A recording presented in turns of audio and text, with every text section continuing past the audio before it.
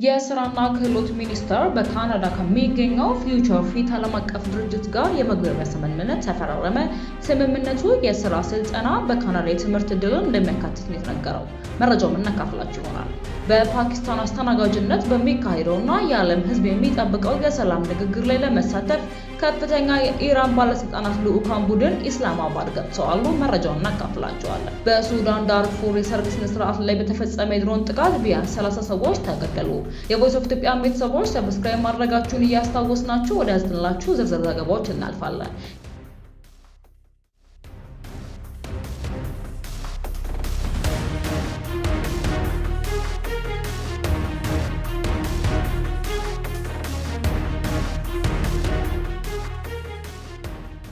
የስራና ክህሎት ሚኒስቴር በካናዳ ከሚገኘው ፊውቸር ፊት ዓለም አቀፍ ድርጅት ጋር የመግባቢያ ስምምነት ተፈራረመ። ስምምነቱ የስራ ስልጠና በካናዳ የትምህርት ዕድልን የሚያካትትም ነው። ወጋገን የስራና ክህሎት ሚኒስቴር ተቀማጭነቱን ካናዳ ያደረገው ፊውቸር ፊት ዓለም አቀፍ ኩባንያ ጋር በትላንትናው ዕለት የመግባቢያ ስምምነት ተፈራርመዋል።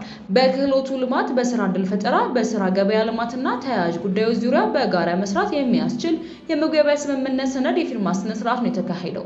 በመድረኩ ንግግር ያደረጉት የፊውቸር ፊት ኩባንያ ዳይሬክተር እና በካናዳ የቻምበር ኦፍ ኮሜርስ ምክትል ፕሬዚዳንት አቤ ሬይሞንድ ስምምነቱ ዓለም አቀፍ ዕድልን ከክህሎት ጋር በማጣመር ዓለም አቀፍ ገበያ ውስጥ ድልድይ መሆን የሚያስችል ነው ብለዋል። ኢትዮጵያ የስራ አቅምና ፍላጎት መኖሩን አንስተው የሚያስፈልገውን አቅም በሀገር አቀፍና በዓለም አቀፍ ደረጃ ብቁ ወደሆነ ተወዳዳሪ የክህሎት ባለቤት ማድረግ ያስፈልጋል ብለዋል። የስምምነቱ ዋና ዓላማ የአቅም ግንባታ መሆኑንም ጠቁመዋል። ይህ ስምምነት ወጣቶችን በተገቢ መንገድ አሰልጥኖ ለገበያ ማዘጋጀት፣ ተቋማትን የማብቃትና ዝግጁ አሰልጣኞችን በመፍጠር ሂደት ውስጥ ብቁ ዜጎችን የስራ ዕድል ተጠቃሚ የሚሆኑበት ዕድል የሚፈጠር ነው ያሉት የስራና ክህሎት ሚኒስትር ሙፈሪያት ካሚል ናቸው። በካናዳ ካለ ተቋም ጋር የመጀመሪያውን ያሉት ሲሆን ዜጎችን በማታለል ገንዘባቸውን፣ ጊዜያቸውን እየሰረቁ ያሉ አካላት አሉም ብለዋል። በትናንትናው ዕለት የተደረገው ስምምነት ለረጅም ጊዜ ሲሰራበት የቆየ እንዲሁም የካናዳ መንግስት እውቅና ያለው መሆኑንም ገልጸዋል። ምዝገባው ሲጀመር በማስታወቂያ የሚገለጽ ሲሆን መስፈርቱን የሚያሟሉ ዜጎች ብቻ መመዝገብ እንደሚችሉና ለስልጠና ክፍያ የማይጠየቅ መሆኑን በመድረኩ ተገልጿል።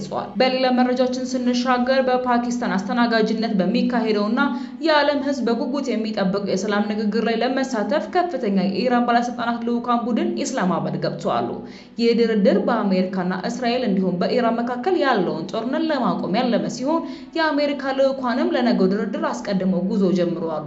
በኢራን በኩል መሐመድ ባቄር ካልቃፊ የኢራን ፓርላማ አፈ ጉባኤ፣ አባስ አርቃቺ የኢራን የውጭ ጉዳይ ሚኒስትር፣ አሊ አክባር አህመዲያን የከፍተኛ ብሔራዊ መከላከያ ምክር ቤት ጸሐፊ፣ አብዱልናስር ሄማቲ የኢራን ማዕከላዊ ባንክ ገዢ፣ መሐመድ ባቄር ዞልቃድር የቀድሞ የኢራን አብዮታዊ ዘበኛ ወይንም አርጂኤስ አዛዥ ይሳተፋሉ። ከነዚህም በተጨማሪ በርካታ የኢራን ፓርላማ አባላት ልዑካን ቡድንም ተቀላቅለዋል። በፓኪስታን ኢስላማባድ የሰላም ንግግሩ እንዲካሄድ ሽርጉዱ ቢቀጥልም አሜሪካ ጠንካራ ወታደራዊ ማስጠንቀቂያዎችን እየሰጠችም ትገኛለች። እንደ ዎል ስትሪት ጆርናል ዘገባ ከሆነ የአሜሪካ ጦር ለሚኖሩ ወታደራዊ ክንውኖች በሚል በሺዎች የሚቆጠሩ የባህር ኃይል አባላትን ወደ መካከለኛው ምስራቅ እያሰማራም ይገኛል። ፕሬዚዳንት ዶናልድ ትራምፕ ደግሞ የሰላም ንግግሩ ስኬታማ ካልሆነ የአሜሪካ የጦር መርከቦች በድጋሚ በኢራን ላይ ጥቃት ለመሰንዘር በተሻለ ትጥቅ እየተዘጋጁ መሆኑን እየገለጹ ኒውዮርክ ፖስት ዘግቧል። አሁን በአንድ በኩል ዲፕሎማሲያዊ ጥረቶች ሲደረጉ፣ በሌላ በኩል ደግሞ ከፍተኛ ወታደራዊ ውጥረትም ነግሷል። የቮይስ ኦፍ ኢትዮጵያ ቤተሰቦች ዳግም ሰብስክራይብ ማድረጋችሁን እያስታወስናችሁ ወደ መጨረሻ ወደምንመለከተው ዘገባዎችን እናልፋለን። በሱዳን ዳርፉር የሰርግ ስነ ስርዓት ላይ በተፈጸመ የድሮን ጥቃት ቢያንስ 30 ሰዎች ተገደሉ። በሱዳን ዳርፉር ግዛት በአንድ የሰርግ ስነ ስርዓት ላይ በተፈጸመ የድሮን ጥቃት ሴቶችና ህጻናትን ጨምሮ ቢያንስ 30 ሲቪሎች መገደላቸውን የተባበሩት መንግስታት ድርጅት አስታወቀ። የተባበሩት መንግስታት ድርጅት ዋና ጸሐፊ ቃል አቀባይ ስቴፋን ዱጃርካ በሰጡት መግለጫ ጥቃቱ የተፈጸመው በሰሜን ዳርፉር ኩቱም በተባለች ከተማ ውስጥ በሚገኝ የሰርግ ስነ ስርዓት ላይ መሆኑንም ገልጸዋል። ይህ ጥቃት ሚያዝያ 2015 ጀምሮ በጦርነት ውስጥ በሚገኙት የሱዳን ጦር ወይንም ኤስኤኤፍ እና በከፊል ወታደራዊ የፈጣን ድጋፍ ኃይል ወይንም አርኤስኤፍ መካከል እየተባባሰ የመጣው የድሮን ውጊያ የቅርብ ጊዜ ሰለባ ነው። ወደ 3 ዓመታት ሊጠጋ የደረሰው የሱዳን ግጭት ከ40 ሺህ በላይ ሰዎች መገደላቸውን የመንግስታቱ ድርጅት መረጃዎች ቢያመላክቱም ረድኤት ድርጅቶች ግን ትክክለኛው ቁጥሩ ከዚህ በእጅጉ ሊበልጥ እንደሚችልም ይገምታሉ።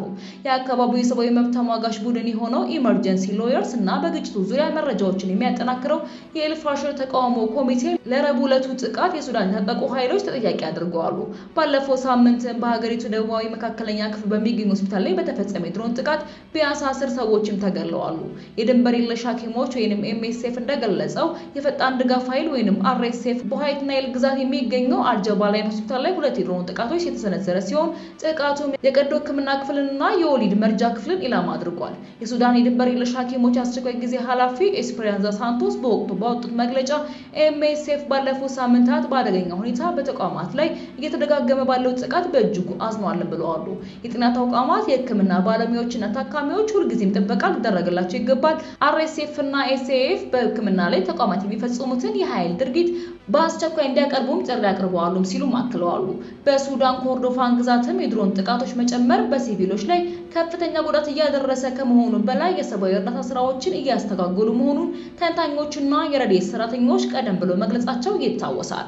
የቮይስ ኦፍ ኢትዮጵያ ቤተሰቦች ዳግም ሰብስክራይብ ማድረጋችሁን እያስታወስናችሁ በሌላ አዲስና ወቅታዊ መረጃ ዳግም እስክንገናኝ ድረስ በደህና ቆዩ።